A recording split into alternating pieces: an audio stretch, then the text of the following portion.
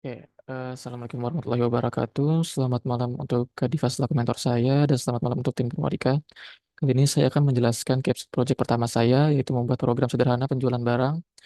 Di sini saya membuat 10 fungsi, yaitu satu fungsi pertama fungsi beli barang, yaitu yang kedua tampilkan daftar belanja, yang ketiga hapus dari daftar belanja, yang keempat pembayaran, yang kelima top up, yang keenam update stok, yang ketujuh hapus stok, yang kedelapan tampilkan inventory, yang kesembilan tambah barang baru, dan yang ke-10 main atau menu utama.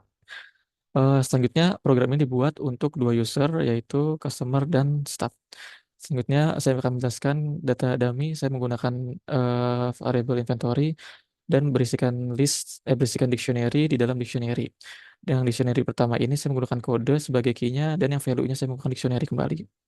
Selanjutnya, saya akan menjelaskan, saya membuat daftar belanja, variabel daftar belanja untuk menampung belanja yang akan dibeli. Selanjutnya, saya membuat variabel saldo pelanggan untuk menampung data uang customer. Selanjutnya, fungsi yang pertama yaitu fungsi pembelian barang. Di sini saya menampilkan fungsi stok yang tersedia agar dapat dijelaskan isi dari stok yang tersedia, lalu menggunakan looping untuk memvalidasi ketersediaan stok barang dengan kode barang. Selanjutnya menggunakan strip untuk memvalidasi karakter yang blank. Selanjutnya saya memeriksa menggunakan if condition apakah kode ada di dalam inventory dan stok masih tersedia.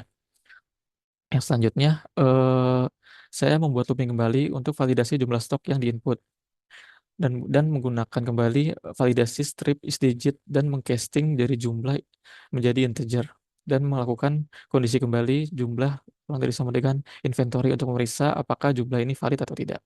Lalu yang selanjutnya saya menghitung total harga pembelian dan mengurangi jumlah stok yang telah dibeli lalu menambahkan item ke daftar belanja dengan menggunakan append.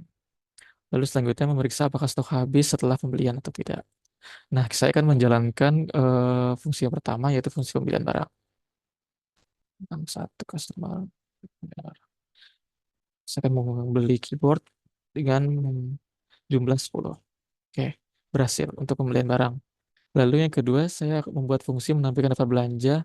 Di sini saya membuat condition untuk memeriksa daftar belanja apakah ada atau kosong. Dan yang selanjutnya saya membuat print untuk membuat table-table agar terlihat rapi. Selanjutnya saya menggunakan for loop untuk menghitung total harga dari setiap item yang dibeli. Lalu selanjutnya akan memberikan output melakukan print kembali tabel belanja agar terlihat rapi dan mengeluarkan total belanjaan senilai tersebut. Saya akan menampilkan daftar belanja, list belanja. Nah, ini adalah variabel list belanja. Selanjutnya, fungsi yang ketiga yaitu menghapus daftar belanja. Di sini saya menampilkan kembali fungsi daftar belanja, lalu saya membuat looping untuk validasi isi daftar belanja, lalu saya menggunakan if condition untuk memeriksa apakah daftar belanja kosong atau ada. Selanjutnya saya menggunakan looping kembali, lalu melakukan validasi dan melakukan casting terhadap inputan jumlah ke integer. Lalu saya membuat kembali looping untuk mencari kode di daftar belanja dari daftar belanja dan menghapus jumlah belanjaan yang telah kita masukkan. Saya akan menjalankan program yang ketiga, yaitu hapus belanja. Saya akan menghapus sebanyak 5. Kode barang yang 01, lalu jumlahnya akan menghapus. Kita akan lihat list belanja lagi. Nah, jumlah barang keyboard sudah terhapus menjadi 5. Oke, selanjutnya adalah fungsi pembayaran. Di sini saya memanggil variabel saldo pelanggan dengan menggunakan global variable. Lalu saya menampilkan kembali fungsi tampil daftar belanja. Lalu selanjutnya saya menggunakan if condition untuk memeriksa apakah daftar belanja tersebut tidak kosong. Lalu saya menggunakan looping kembali untuk mengkonfirmasi pembayaran. Lalu saya menggunakan if condition untuk memeriksa apakah saldo mencukupi atau tidak. Lalu mengosongkan daftar belanja setelah pembayaran berhasil. Nah, saya akan mempraktekkan fungsi pembayaran berikut. Sebelumnya, saya akan menjelaskan dulu fungsi top up untuk saldo karena ini saling berhubung. Nah, saya memanggil kembali untuk variabel saldo pelanggan yang menggunakan global variable. Lalu saya melakukan penjumlahan terhadap saldo pelanggan eh, dengan jumlah terhadap saldo yang akan ditambah. Nah, sini saya akan melakukan, top up saldo terlebih dahulu. Sebelum pembayaran, saya akan men-top up senilai Rp5.000.000, lalu saya akan melakukan pembayaran, ya, kayak pembayaran berhasil, saya saldo senilai Rp2.500.000. Kalau kita masih ingin melakukan pengecekan saldo, itu bisa menggunakan, fungsi yang keenam, yaitu fungsi cek saldo.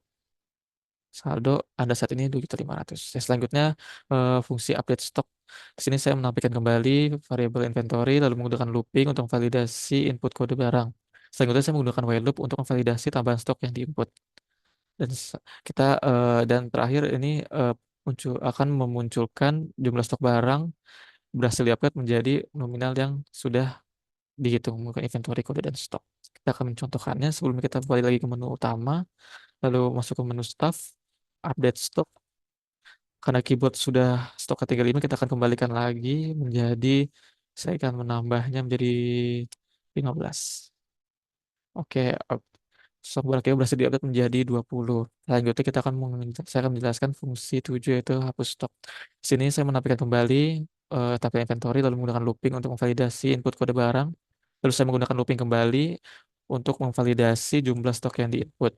Oh ya, sebelumnya saya akan menjelaskan kenapa saya menggunakan strip dan istigit di sini untuk memvalidasi. Strip ini digunakan untuk mengvalidasi apakah ada karakter blank di dalam inputan tersebut, termasuk spasi dan tab. Saya lebih menggunakan strip. Dan untuk istigit ini memvalidasi jumlah tersebut adalah angka atau bukan. Nah, saya akan menjelaskan menghapus, variabel untuk menghapus stok. Nah, di sini, variabel menghapus stok, kita akan mencoba untuk menghapus stok keyboard sebanyak 5. Oke. Sebagai berhasil dihapus menjadi inventaris. Oke, selanjutnya fungsi ke-8, tampilkan inventory.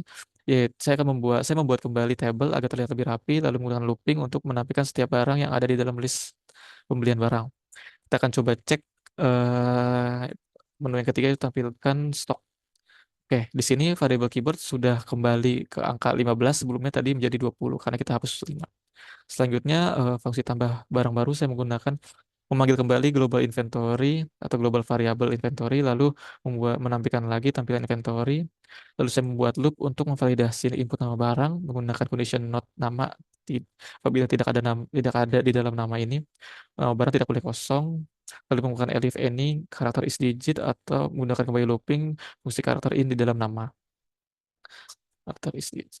Ah, Terus, saya melakukan looping kembali untuk memvalidasi input harga barang dan menggunakan loop untuk melakukan validasi isdigit dan strip serta integer kepada variabel harga. Lalu mencari kode barang baru berikutnya menggunakan looping dengan menampilkan output barang baru dengan kode dan harga nominal berikut. Kita akan mencoba tambah barang baru. Kita akan membuat contoh flash disk, lalu masukkan harga flash disk 200.000. Lalu karena di fungsi ini saya tidak langsung menambahkan update stok, saya akan melakukan update stok terlebih dahulu. Dan di program ini pun saya tidak menambahkan fungsi, saya memberikan fungsi apabila stok 0, maka akan ada keterangan stok habis. Karena flash disk stok yang 0 belum diisi, maka akan ada keterangan stok habis. Tapi untuk kode barang tersebut akan berlanjut dari kode barang yang sudah ada. Input 15. Oke, kita tampilkan kembali. Oke, fungsi flash disk flash disk ini sudah terinput, stoknya terupdate menjadi 15. Dan selanjutnya menu utama, yaitu menu dari main ini, itu menu-menu ini, saya menggunakan looping untuk mengatur menu utama, menggunakan try and accept untuk memvalidasi, pilihan dari 1, 2, dan 3. Lalu menggunakan if condition, apabila 1 masuk ke menu untuk customer, lalu membuat looping kembali untuk menampilkan menu customer, dan menggunakan if try accept kembali untuk memvalidasi angka yang akan dipilih, lalu menggunakan if condition kembali untuk membuat, menu tersebut berjalan atau membuat rangkaian dari variabel-variabel yang tadi sudah kita buat sebelumnya agar menu berjalan sesuai dengan program yang kita inginkan. Lalu menu terakhir adalah menu kedua untuk staff, sama seperti yang sebelumnya, menggunakan try dan accept, lalu menggunakan elif dan else. Yang selanjutnya adalah menu yang terakhir adalah menu yang ketiga, keluar dari program. Kita akan mencoba untuk menu yang terakhir, keluar dari program. Oke, dan program berakhir. Sekian penjelasan saya untuk project capstone saya yang pertama. Kurang lebihnya mohon maaf. Selamat malam.